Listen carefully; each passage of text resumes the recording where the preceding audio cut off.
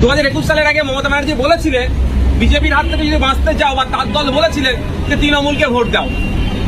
পশ্চিমবাংলার মুসলিম সমাজের হেভি অংশ দুহাত উজাড় করে তৃণমূলকে ভোটটা দিয়েছিল। এখন দায়িত্ব তো মমতা ব্যানার্জির, তিনি রাজ্যের মুখ্যমন্ত্রী, তিনি রাজ্যের স্বরাষ্ট্রমন্ত্রী, তিনি সরকারের প্রধান। যদি যে কথাগুলো শুভেন্দুবাবু বলে বেড়াচ্ছেন সকাল সন্ধ্যা মাদ্রাসা সম্পর্কে, মুসলমানদেরকে সম্পর্কে বাজে মন্তব্য করছেন, এর জবাব তো প্রশাসনিক মাধ্যমে নেওয়া দরকার।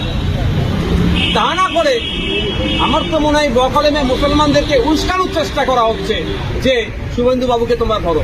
আমরা শুভেন্দুবাবুকে ধরার আগে আমরা ধরবো রাজ্য সরকারকে, আমরা ধরবো স্বরাষ্ট্রমন্ত্রীকে রাজ্যের, আমরা ধরবো পশ্চিমবাংলার সরকারের প্রধানকে। আপনি 2021 সালের আগে বলেছিলেন যে বিজেপির হাত থেকে বাঁচতে গেলে আমাকে ভোটটা দিতে হবে, আমরা বিজেপিকে রুখবো। তাই বিজেপিকে রুখার জন্য আপনাকে যে মুসলমান ভোট দিয়েছে সেই মুসলমানকে সকাল সন্ধ্যা বিজেপি আর শুভেন্দুবাবু গালাগালি করছে, বাজে মন্তব্য করছে, তার বিরুদ্ধে আপনি আইনত ব্যবস্থা না নিয়ে আবার বকলমে তাদের মুসলিমদেরকে খেপিয়ে তোলার চেষ্টা করছেন কেন?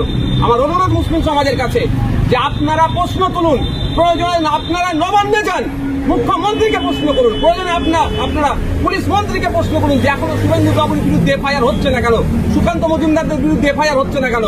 আপনাদেরকে রাস্তায় ঠেলে দিয়ে না ধর্মীয় দাঙ্গা লাগাবার যদি অপচেষ্টা করে সেই ফাঁদে আপনারা পা দেবেন না। গণতান্ত্রিক প্রক্রিয়াতে যান, গিয়ে জিজ্ঞাসা করুন। দলবদ্ধভাবে এখন 144 থাকে নবান্নের আশপাশে, দলবদ্ধভাবে যাবেন না, পুলিশ লাঠি চার্জ করে ভাগিয়ে দেবে। আপনারা 3 এর কম মানুষ গিয়ে জিজ্ঞাসা করতে পারেন। আপনি কিছু